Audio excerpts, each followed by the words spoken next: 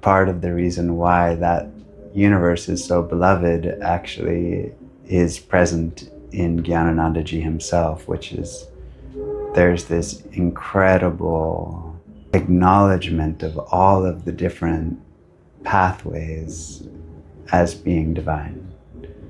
Like he moved amongst many different sages. His prayer when his own guru left the world, keep me in the company of enlightened beings.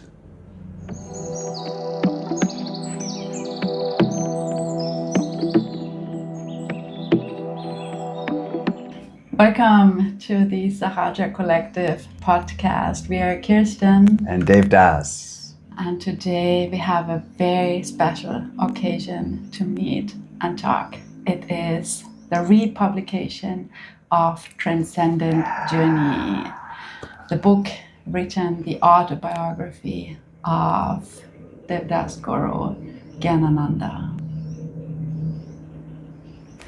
Devdas, I remember as I first met you. You spoke a lot about your teacher.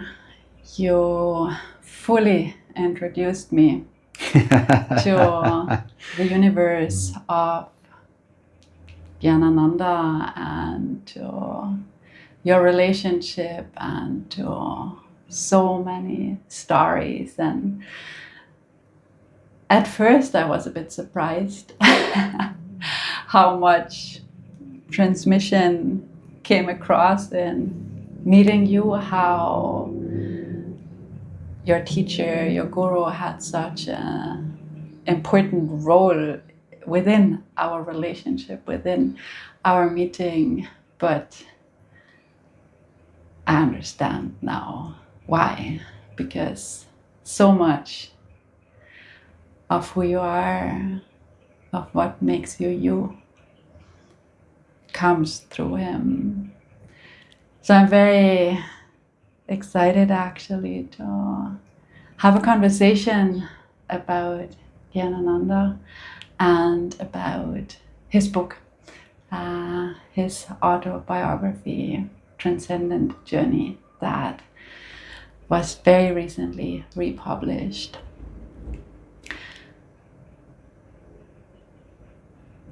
In our contemporary yoga landscape, spiritual landscape, lineage is on its way out or is not very present. I feel we have a lot of redefinition, reinvention, new mix.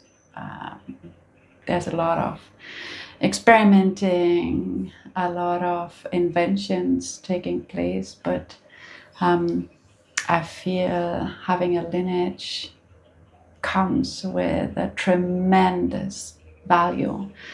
And our lineage, your lineage, is the lineage of Maharaj, the lineage of Jnanananda, and this is why we also really want to bring some insight, some sharings about him. Maybe before diving into him, into Jnanananda himself, I feel what makes a lineage so powerful and potent is that there is a spiritual mold in a way, and it is subtle, but the subtle is actually more effective or impactful than the more gross, the physical. And when there is a spiritual space holder, so to speak, it is powerful for the people who move in the spirit. Maybe we start a bit with the sharing about the energy, the quality, the fragrance of Maharaj? Like, how would you describe him? I mean, just as you were sharing right there, I feel like it's maybe worth pausing for a moment and saying, basically, when birds fly in this formation with one at the front, the one at the front is doing more work, but everybody winds up in the same destination. And that's Maharaj. Like his austerity, his work is just beyond what you can imagine. And yet he carved out a way for us all to walk. The understanding of the Guru that's been presented to us is completely wrong. It's like kind of almost like a form of personality worship, when in fact what's happening is he is introducing us to ourselves. Like you look, he's kind of spreading the space, opening the space with a lot of hard work, actually. That's what tapas is. He's at the front, he's working harder than all of us. And we're soaring along behind, but we wind up at the same destination, which is in the recognition of all the different aspects of who we are. And so the great ones don't come to introduce us to themselves, they come to introduce us to ourselves. And that's a very powerful, very beautiful service. And, you know, the qualities that he brought, he definitely brought particular qualities. And I feel like those particular qualities also are infused into our space and into our lineage. And the most outstanding quality that he brought unquestionably is joy. I've had the privilege to walk amongst many, many, many tremendously great and powerful and beautiful spiritual beings in my lifetime.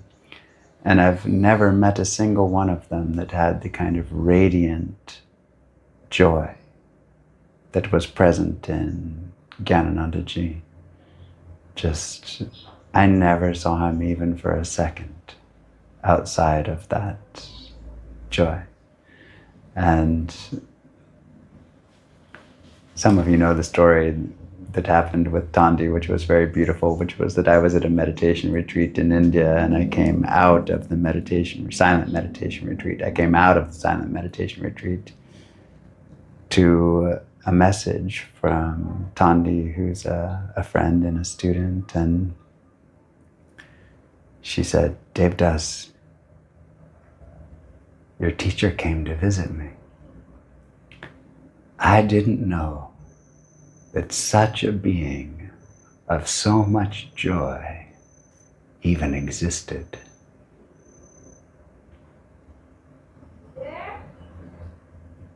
And as she said it, it was like, that was real. Like, that's a real visitation. He is unforgettable in many ways, but his most outstanding quality is a superabundance of ever-present joy that really is unforgettable.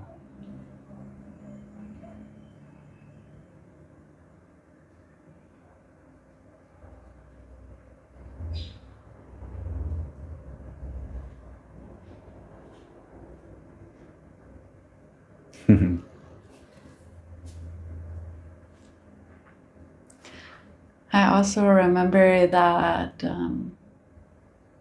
you talked about him being so much imbalance in a way that his body was a male body, but within he was entirely feminine and masculine in balance. Like I remember you saying like he's one of the most balanced people inside you ever met.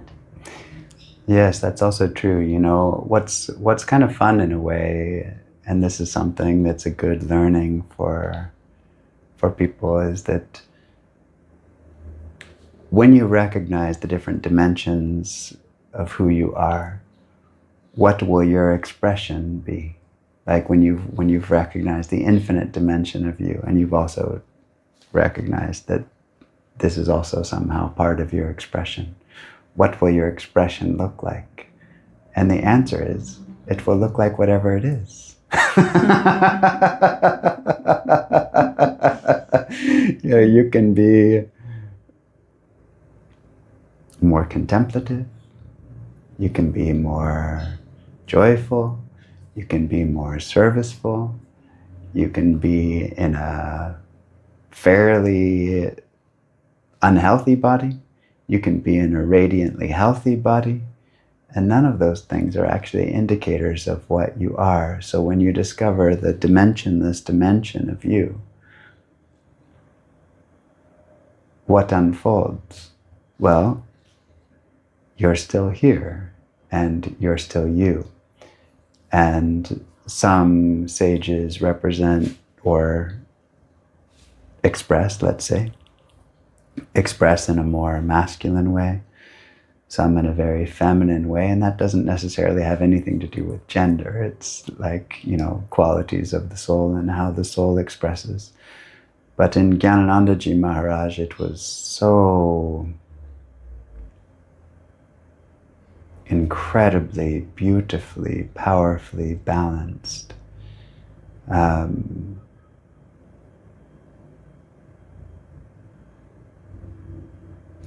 He knew Shivananda, who was a great soul who many people in the yoga world know. Shivananda was quite influential in the Hatha yoga world. And actually, he studied asana under Shivananda. That was also interesting. Like, he was an asana practitioner under Shivananda. Whenever he had received a book from Shivananda about asanas, that's how he learned. And every time he would go to see Shivananda, Shivananda would address him as Hatha Yogi Ji. Ah, Hatha Yogi Ji, you are back. But I actually feel like that greeting from Shivananda Ji was actually honoring the same thing that we're talking about. It wasn't so much that he was an asana practitioner. It's like, greetings to the one in whom there's balance in between the sun and the moon. And there is definite, incredible, beautiful balance in this being of Jnanananda Ji. He undertook asana because he had some pain in his body, actually, and he said after his asana practice it went away. Also, Shiva is classically depicted, right? With the face being neither nor, like being, or both. Masculine and feminine. Yeah.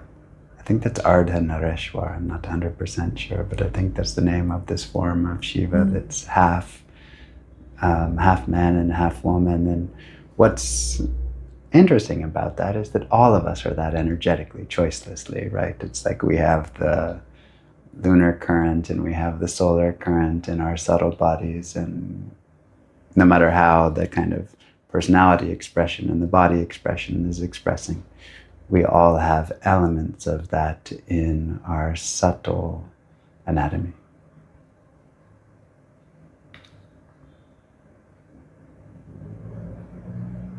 Is there anything you would like to add to the flavor, the fragrance of Maharaj? I mean, there's just so many stories, and I'm so excited for the release of Transcendent Journey, because I feel like it's a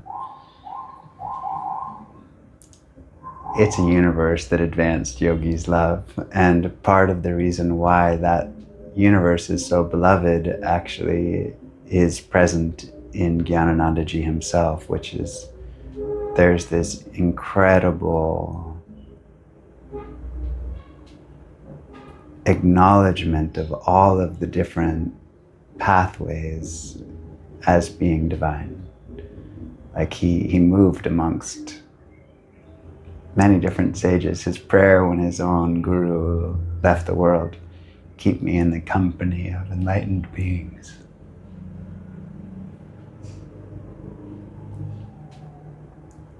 And the very first thing he did after his guru passed, he got on a train and he went to Vrindavan. Vrindavan is the place of Krishna in India. So he got on a train and he shows up in Vrindavan thinking like, okay, my Gurudev left his body and now I want to, enter into some kind of sadhana, some kind of remembrance. And he landed in the train station in Vrindavan and someone came to pick him up. A few hours before even he didn't know he was going to Vrindavan. And he hadn't told anyone. And he shows up at the station and someone says, I'm here to pick you up. He says, okay. How did you know I was coming? One of the local Mahatmas had sent a car and a driver to pick up Jnananandaji, totally unannounced, brought him to an ashram to stay. And a whole beautiful, one of the most powerful, beautiful leelas in the life of Jnananandaji unfolded after that arrival, which was meeting Shripad Baba, who was kind of, probably shouldn't say this out loud, but this is one of those things of, my own feeling is that they were soulmates. Like, they didn't have any kind of physical expression of intimacy with each other in the kind of way that we think about that, but their life moved in tandem. It was like there was a rhythm, and even he talks about it in the book, like something would be happening in his life, it would also be happening in Shripad's life. And, in that way there was if not soulmates, then some very, very, very powerful, deep, beautiful, subtle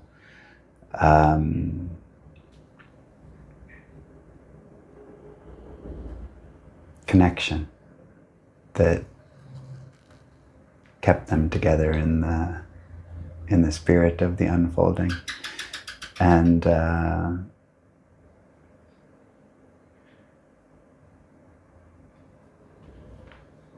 what an unforgettable being. We are so blessed. We are blessed beyond measure. And, I feel like one of the dangers, and this is probably a danger of the past, but one of the dangers of the kind of physical presence of the guru is you get the idea that it's no longer accessible. It's like, oh, he was physically there and you got to sit with him and I didn't get to sit with him and I'll never get to sit with him. That's just not true.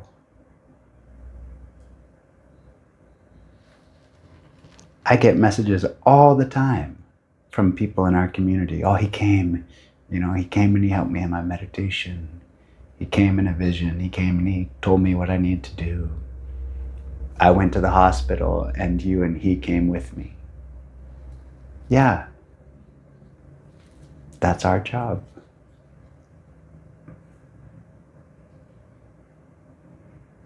And just because you don't have a body anymore doesn't mean the job description changes.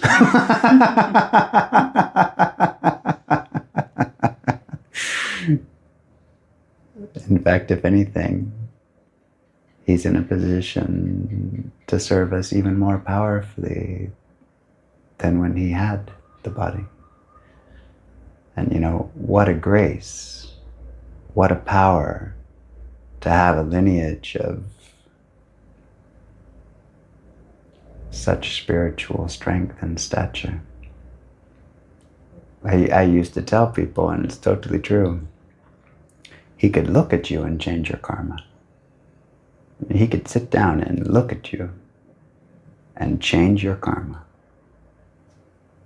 Very few beings in this world, very few, have that level of aliveness in the spirit of who they are. But I would take that one step further and say, that's still going on. Like people in our community are still benefiting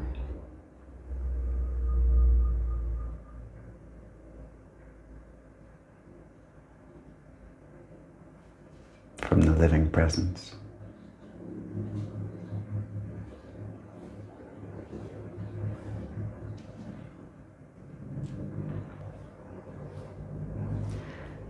Maybe coming now more towards the book itself, like you oftentimes refer to it, and he did, as the book, and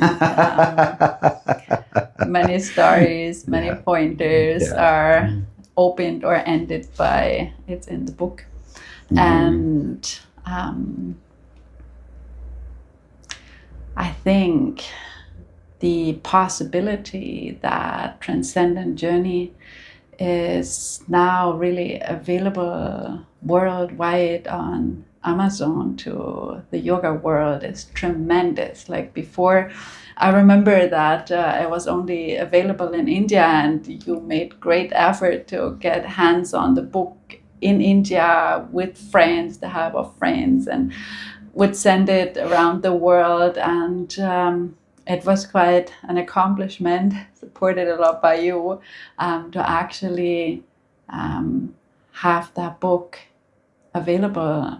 And it were not so many who were privileged or were helped to be able to actually read that book. And you gave it to me too at the very beginning of our relationship. And I remember reading this book is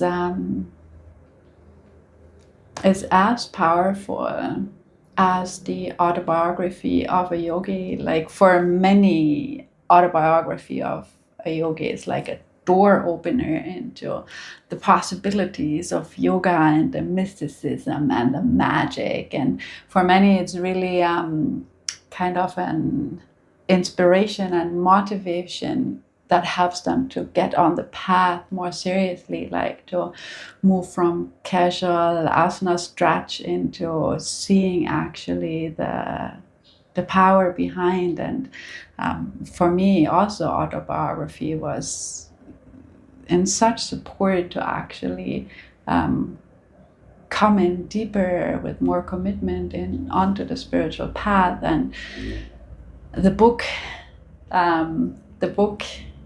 Transcendent Journey has the same magnetism for me as autobiography did, but it's not for the beginner, it's for the seasoned yogi. It's quite esoteric. It is a world of mysticism and magic that Jnanananda moved in and shares with us in his book. Like it's his entire journey basically is in the book. And so many esoteric teachings come through that as a seasoned yogi we cross somewhere down our path, mostly as philosophy about yoga, philosophy about the energies, philosophy about the esoteric part, the internal part, that's so vividly also reflecting in miracles and magic in the external world. And it's just humbly lived. Like it's not a concept, it's not a scholarly presentation, it's just sharing of life experience. And it's a powerful initiation, I would say, into the deeper aspects of yoga. And for me, it was as powerful as the autobiography. And it is really my hope that by now being available worldwide, that this book, this soul, this spirit can touch more hearts and souls. It's such a beautiful reflection that you just share, and I want to highlight something in it actually, which is a word that you just used, which is initiation. Transcendent Journey, which is here. It's probably the only book that I've ever heard any yogi say. He used to say, it is itself an initiation. And in that way, what you say about it is absolutely true. It's not for everybody. You've got to be ready to go through that door. And in some ways, I feel like that's the benefit of having excerpts from Infinity, which is my book, which is also available worldwide, but we launched quite a while back. Because that's sort of like, putting your feet in the water. And Transcendent Journey is like you're jumping in the ocean and you don't have any choice. You're getting the full experience, the full unprecedented joy and exploration. And there's several fun sayings that Jnanananda used to use about the book. He used to sometimes say, read the book until the book reads you. And that's, I feel like, a very powerful indication of what the book is possible, what's possible inside the book.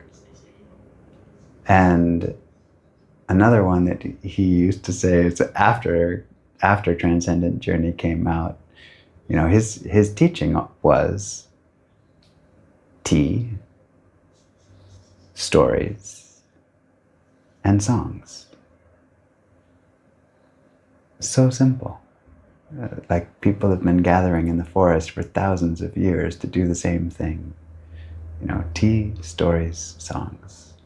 Prasad, I should say. Prasad is food that's been blessed by the divine at the end, usually sweets. At the end there would be sweets, but after Transcendent Journey came out, during the story part of the adventure, he would always tell a story and then he would say, that's in the book. Or he would say, that's not in the book. And somehow, I think after excerpts from Infinity launched, I was just playing with the same thing. That story's in the book. That story's not in the book. But yeah, such a unbelievably beautiful initiation and a help to remember. I think I told this story in the launching of excerpts, but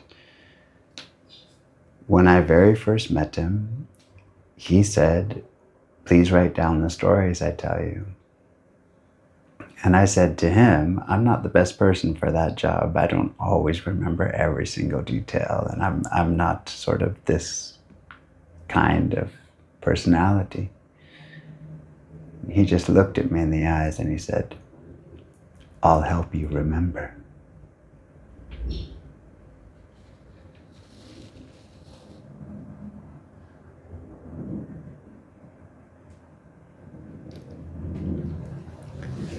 That one phrase is our whole relationship. I will help you remember who you are. And that was, we were talking about his outstanding qualities. Another outstanding quality of him was that he never, never looked down on me.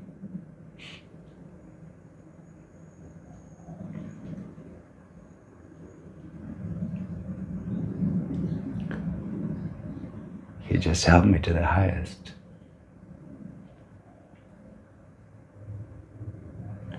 And in every moment it was like, you're the same as me. We're all expressions of the one.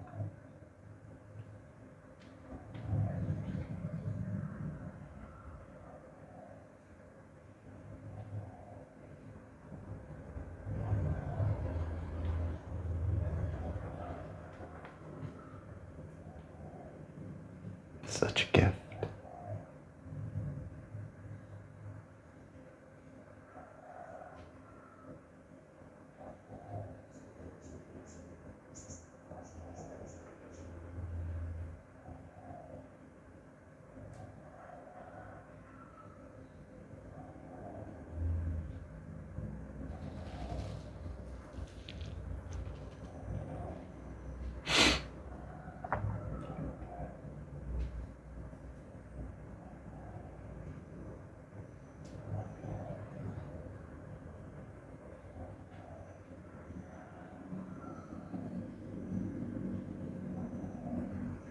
And also in a strange way,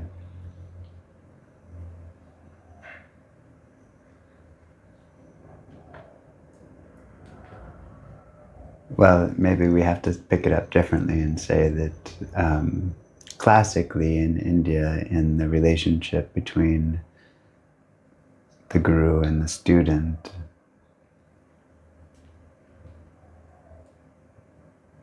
there's often an expectation of the student that the student carry on the teacher's work, that there's institutional responsibility in that.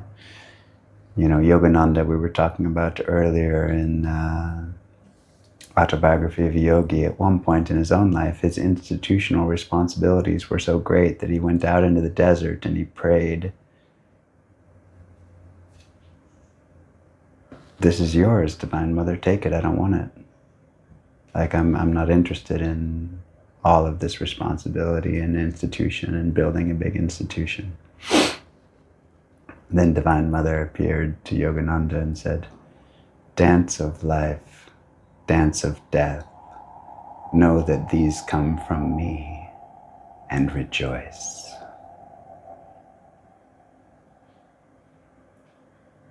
Which was basically more or less her way of saying, I run the whole universe. I think you can run a part of it.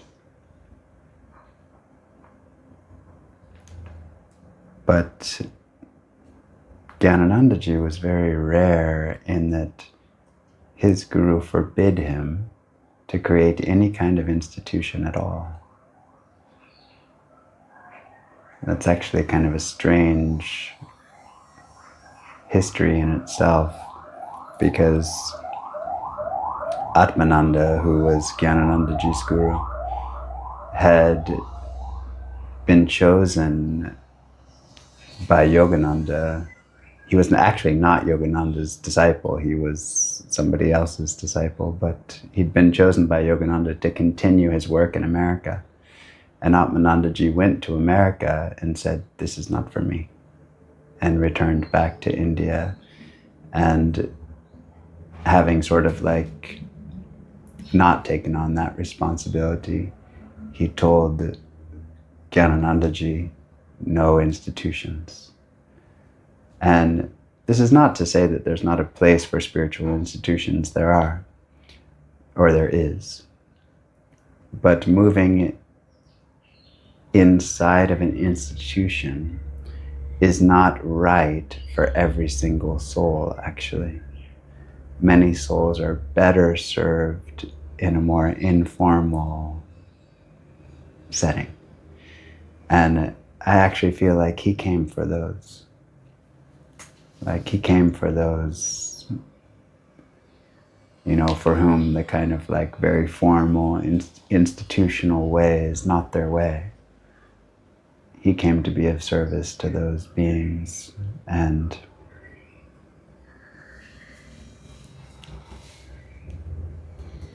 that's different than Sangha. You know, Sangha is community. Community, no matter who you are on the spiritual path, it's a huge blessing. Because if you walk at all on the path, you realize there's moments that are not so easy. When there's moments that are not so easy, you reach your hands out sideways and there's two people and they pick you back up again. And you keep walking together. This is Ram Dass's beautiful contribution to the spiritual science. We're all just walking each other back home. Yeah. Or Yogananda when he was older. His body wasn't very well and he was kind of struggling to walk and someone was helping him, and Yogananda said, "Oh, thank you so much for helping." And this kind of student looked at him and said, "Well, it's not me who's helping you, it's you that's helping me." And Yogananda said, "It's God helping God. That's just the play. Like, the play is to be here and serve one another and support one another in the journey."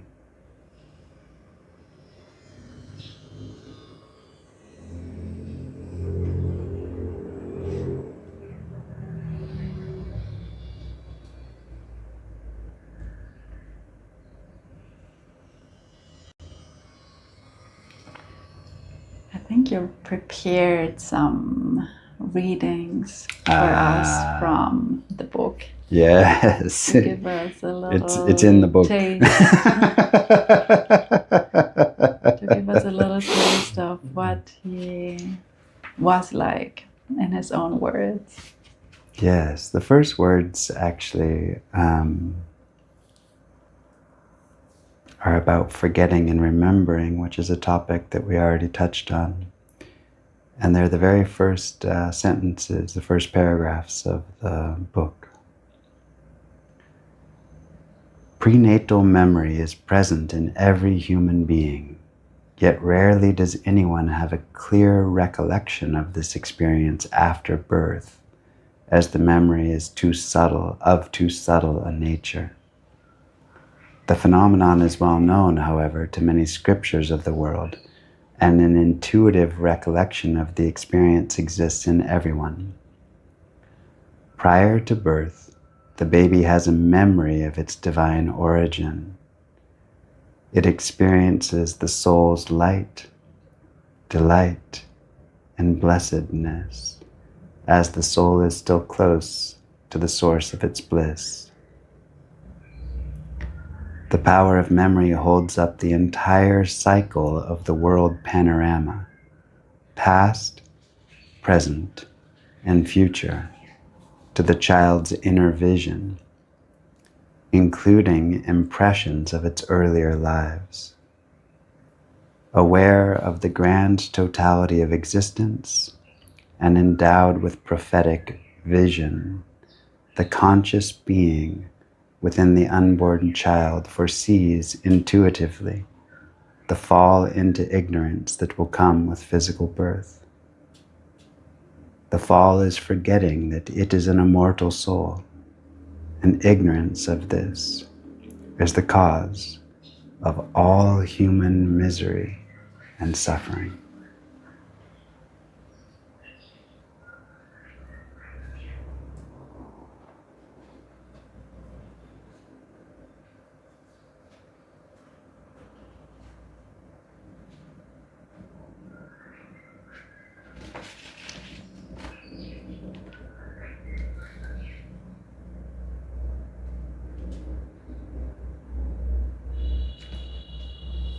It's such an interesting play, isn't it? You know?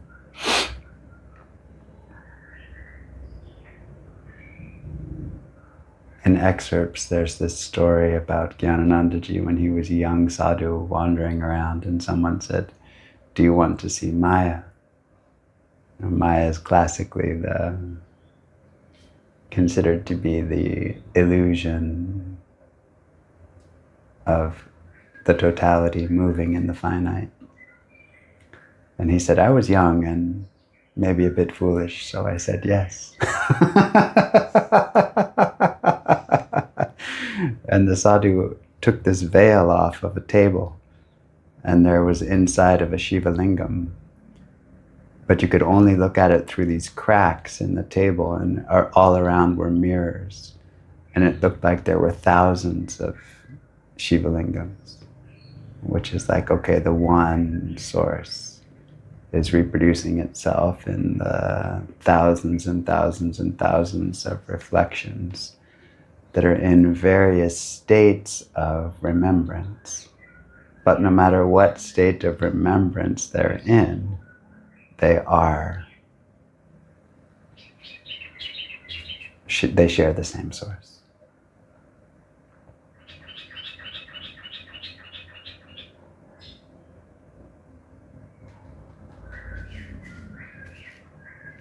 Shall we read another? Mm-hmm.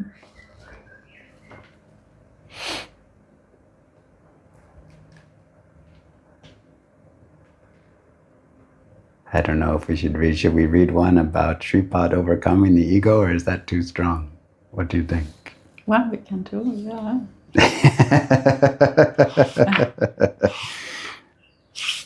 Shripad has this beautiful description. Shripad, we talked about earlier, was Jnananandaji's very close friend, a great sage. And this is the story of him growing up and his realization. With the passage of time, something seemed to happen to the boy. He felt his entire being entered into and controlled by an invisible force. His ego self protested. He found that when his mind sought to go in a given direction, an inner command willed otherwise. Often there was a struggle. Again and again he felt compelled to give in and obey that force. Any resistance only produced suffering and even physical illness. Excruciating pain often extinguished the notions of self-will. Relief only came with a total letting go. Thy will be done. The very moment he surrendered, everything went well. Jyoti Babaji continued his narration with a laugh. No one cares for interference with his ego self, and the ego most definitely does not want to die. Egoji is one's enemy, but a very dear enemy. It is the epitome of separate existence. Western psychology even emphasizes strengthening the ego, since it is the foundation of the personality. Now that the problem is over, it's easy to talk about. But at the time, it was a tremendous struggle.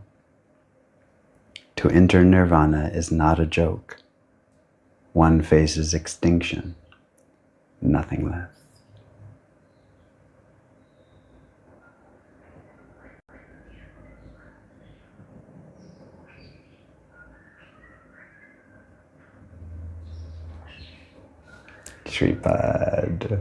Shripad Babaji.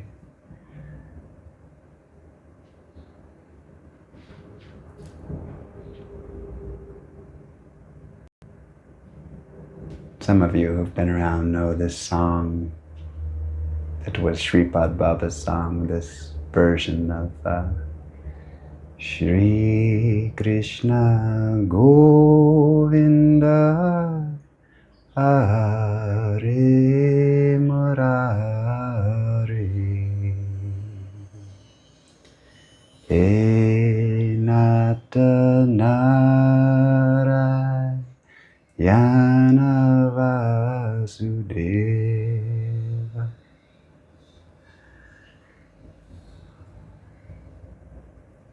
I'm pretty sure that recording is somewhere on the portal. Homework. If you want to find Shripad Babaji's song, search on the portal and you will find. Now we read about Mukunda. Mukunda was a 2.5-year-old sage that had a very beautiful friendship with Jnananandaji. Quite fun, actually. This is on the lighter side.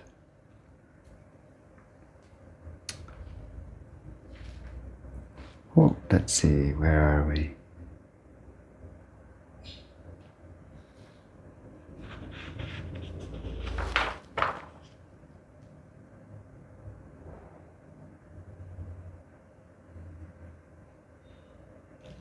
When Mukunda was about 2.5 years of age, he began to accompany Bapu and the other devotees for the evening meditation by the seashore.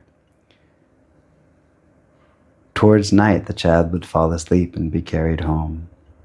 The devotees from Bombay found the behavior of Mukunda incredible. How could this child possibly meditate? In order to test him, they asked, "What does Mukunda do in the evening by the sea?" He replied, "Mukunda meditates." "On what does he meditate?" To this the reply was, "Mukunda talks to the ocean." "And what does the ocean say to Mukunda?" The child laughed. "The ocean says, Om."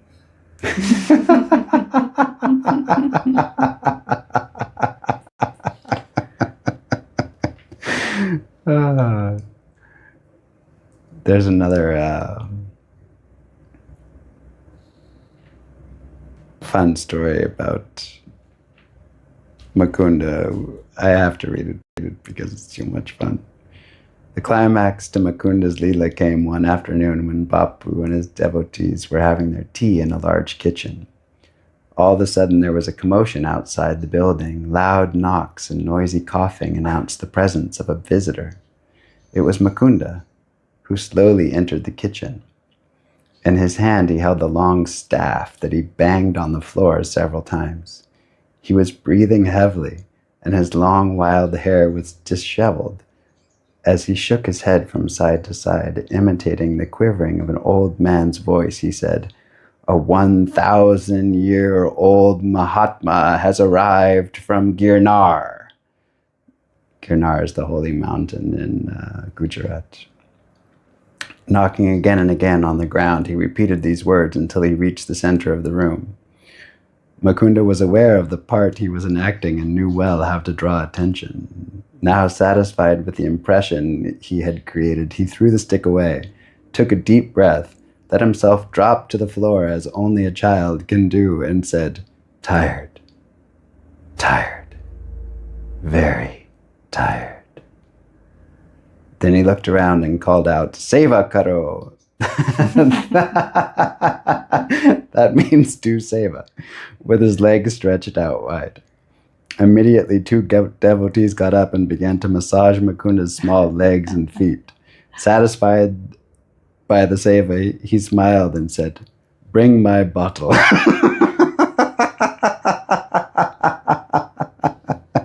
And was soon resting blissfully in the lap of Labuba with a bottle of milk. These are the kind of unusual, radiant beings that you meet inside of this book. And one last quote, just to round up here, which is in some ways one of the most challenging. I think it contains one of the most challenging of Jnananandaji's teachings. Setbacks occur on the spiritual path, but there's no real failure in the life of one who aims at reality. God tests a devotee only for the purpose of blessing and advancing him. In the Bhagavad Gita, Sri Krishna reminds him, even if the yogi does not achieve his goal in the present life, he will surely take up the practice again in succeeding births until his aim is achieved. It is his effort and continuous devotion that alone matter. The Guru aptly used to say, "Love that knows obstruction is no love."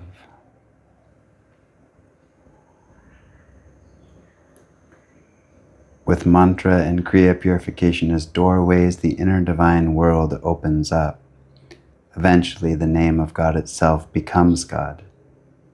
The inner light and the inner sound become the yogi's fascinating recreation. He enjoys the delight of the soul at heart. Abidance in the heart is the very essence of meditation.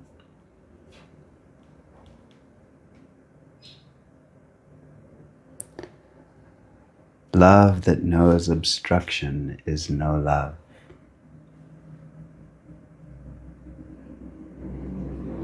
I feel like in this world that's actually kind of a hard teaching, because it means that a lot of what we see that's expressed as love is not yet love in its full potential realized.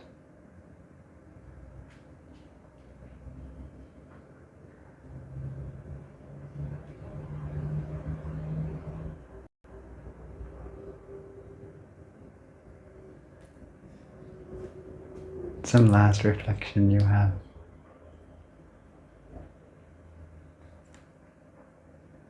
Maybe just a word of gratitude to Kayla, who helped